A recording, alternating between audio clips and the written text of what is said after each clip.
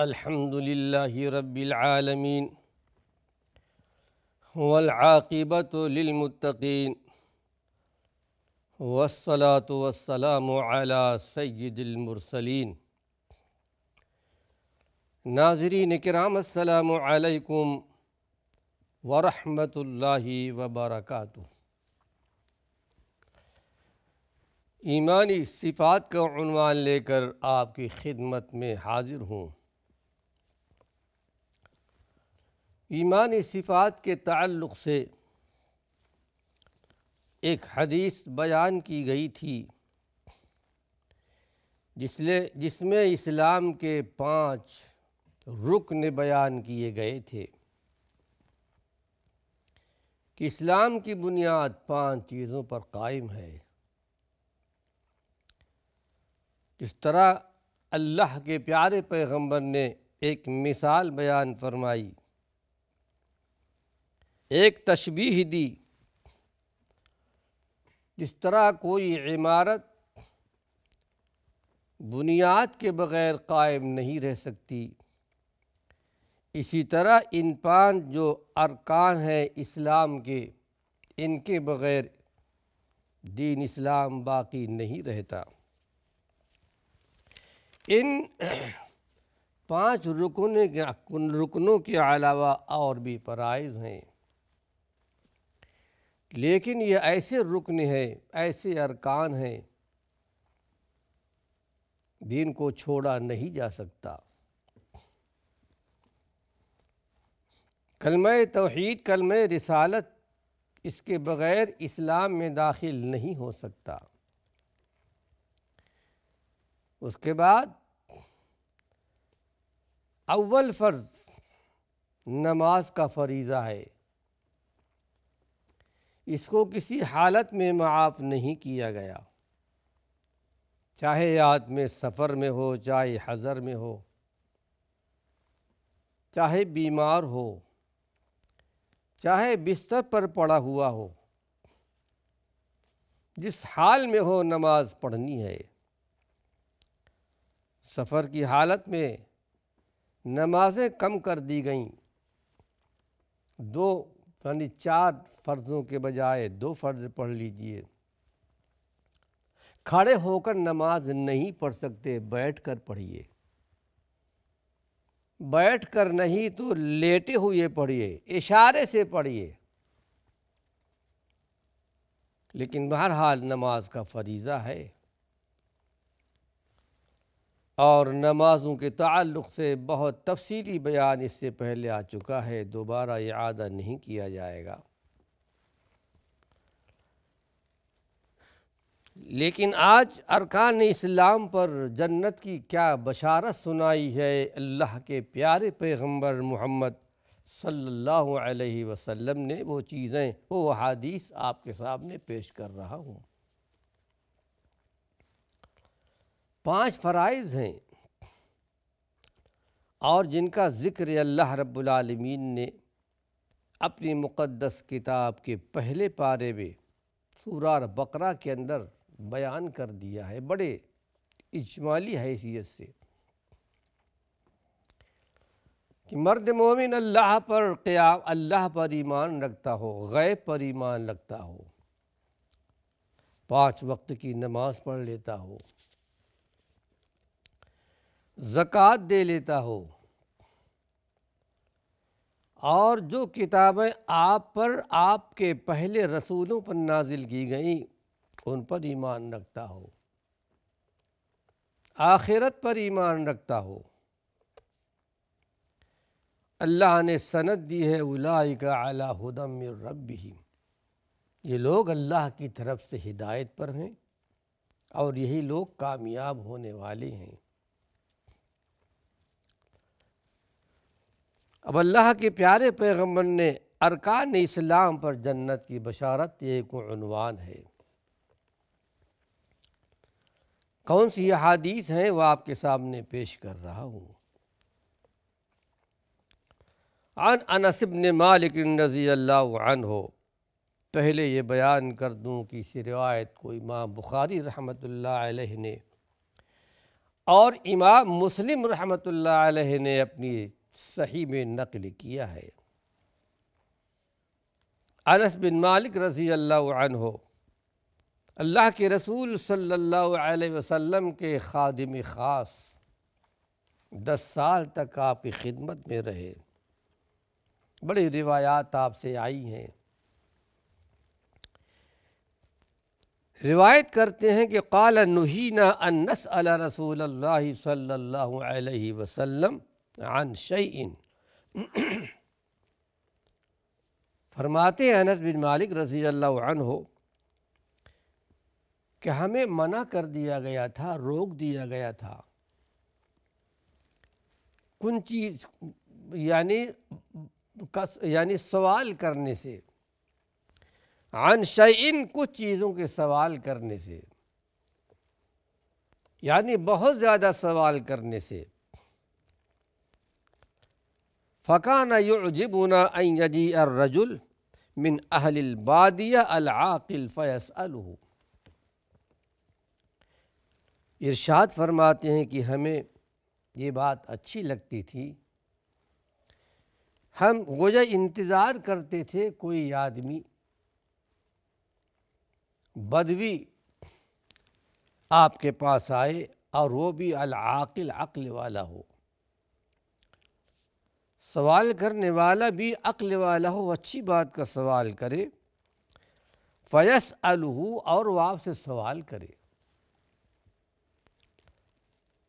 وَنَحْنُ نَسْمَعُ، اور ہم کو کچھ سننے کو مل جائے۔ ہم تمنا کیا کرتے تھے، کیونکہ صحابہ کو منع کر دیا گیا تھا زیادہ سوال کرنے سے۔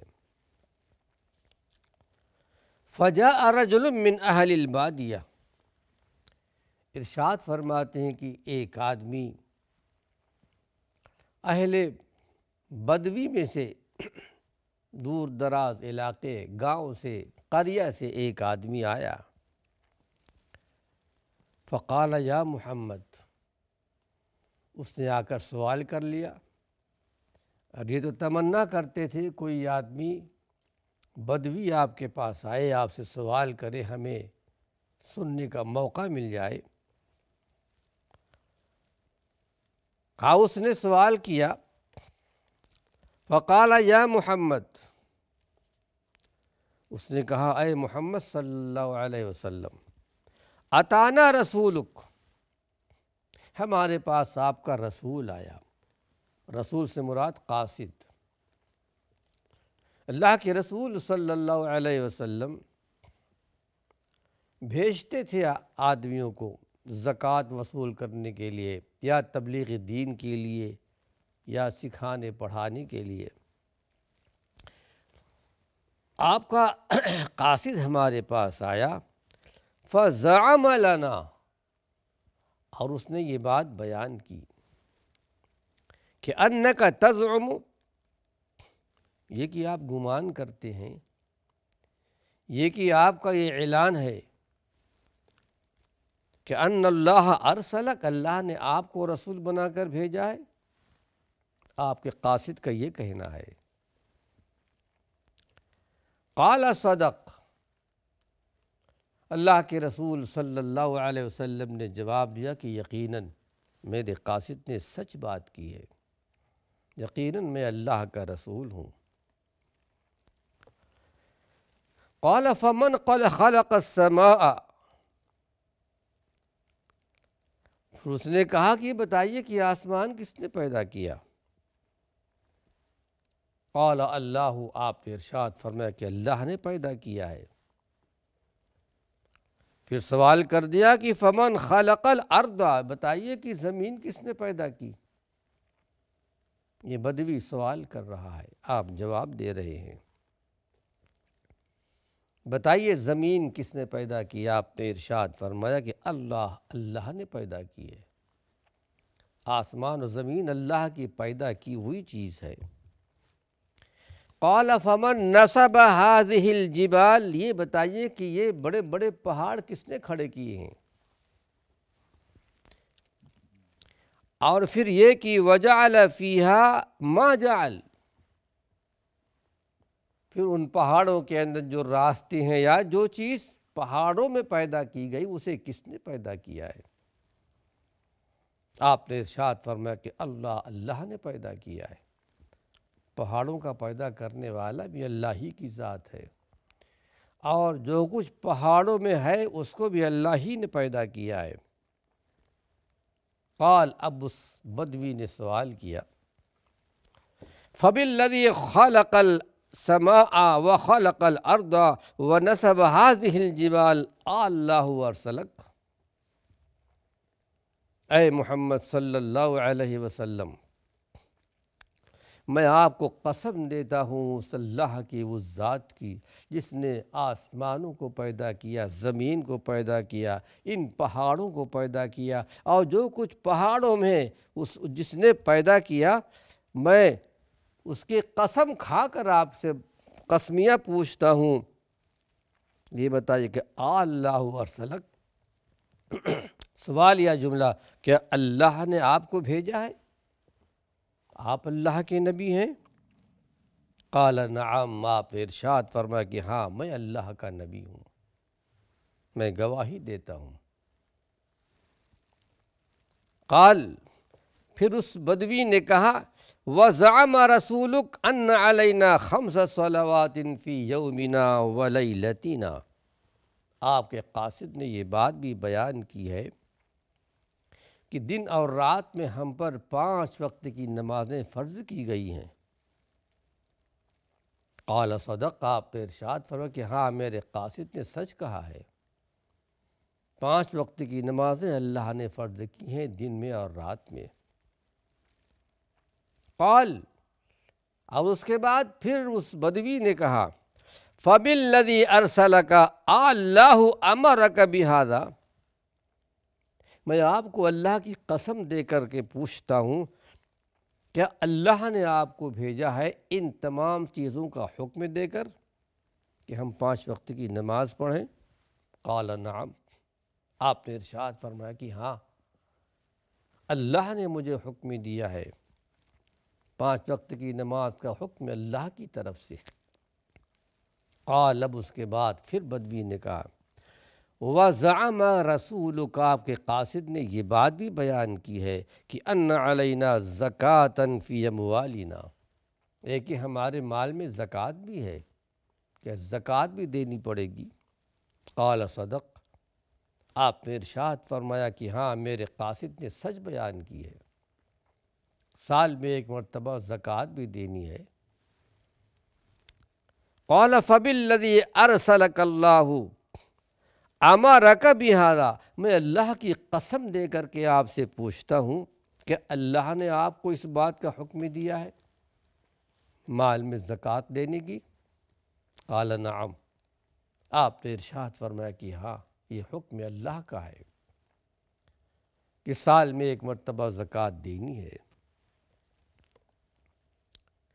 قال، اب اس کے بعد پھر بدوی نے کہا، وَزَعَمَ رَسُولُكَ، آپ کے قاصد نے یہ بھی گمان کیا۔ زعم کا ترجمہ ہوتا ہے گمان کرنا، لیکن یہاں پر ترجمہ ہے آپ کے قاصد نے کہا، ان علینا صوم شہر رمضان فی سنتنا، آپ کے قاصد نے یہ بات بھی بیان کی کہ ہر سال میں 1 مرتبہ رمضان کے روزے بھی رکھنے ہیں۔ قال صدق، آپ نے ارشاد فرمایا کہ ہاں قسم ہے اس اللہ کی، اس ذات کی۔ پھر اس کے بعد اس بدوی نے کہا، قسم ہے اللہ کی، ارسلک اللہ، کیا اللہ نے آپ کو بھیجا ہے اس بات کے حکم سے کہ ہم سال میں 1 مہینہ روزے رکھیں؟ قال نعم، آپ نے ارشاد فرمایا کہ ہاں یہ اللہ کا حکم ہے، سال میں 1 مہینے میں روزہ رکھنا ہے۔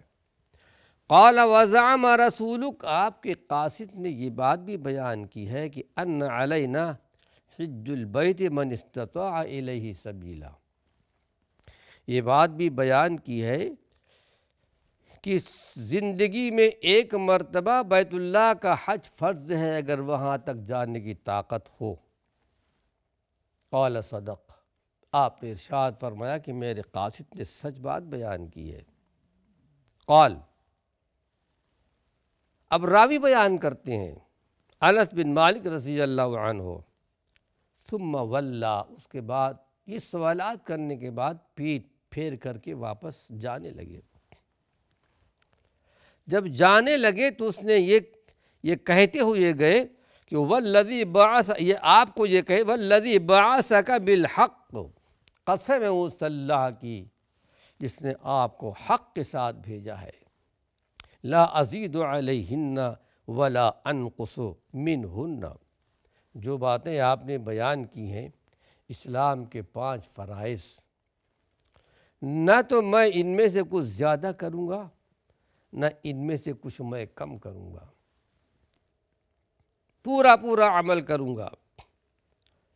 فقال النبی صلی اللہ علیہ وسلم، اس کے بعد آپ نے ارشاد فرمایا کہ لئن صدق، اگر اس نے سچ بات کہی ہے تو لیدخلن الجنہ، یقیناً یہ آدمی جنت میں جائے گا۔ تاکید کا صیغہ ہے، عربی زبان جاننے والے جانتے ہیں، بانون ثقیلہ ہے، لیدخلن یعنی یقیناً بالضرور جنت میں جائے گا۔ اس کو امام بخاری رحمۃ اللہ علیہ نے، امام مسلم رحمۃ اللہ علیہ نے نقل کیا ہے۔ یہ تو حدیث ہو گئی، اور اللہ کے رسول صلی اللہ علیہ وسلم نے یہ 5 جو اسلامی ارکان ہیں، اور آپ نے بشارت سنا دی کہ کہنے والے نے اگر سچ کہا ہے کہ نہ میں زیادہ کروں گا نہ کم کروں گا، عمل کرتا رہوں گا، یقیناً یہ جنت میں جائے گا۔ لیکن ناظرین کرام، اس حدیث کی کچھ تشریح اللہ نے چاہا تو اپنے اگلے حلقے میں بیان کروں گا۔ وآخر دعوانا ان الحمد للہ رب العالمین۔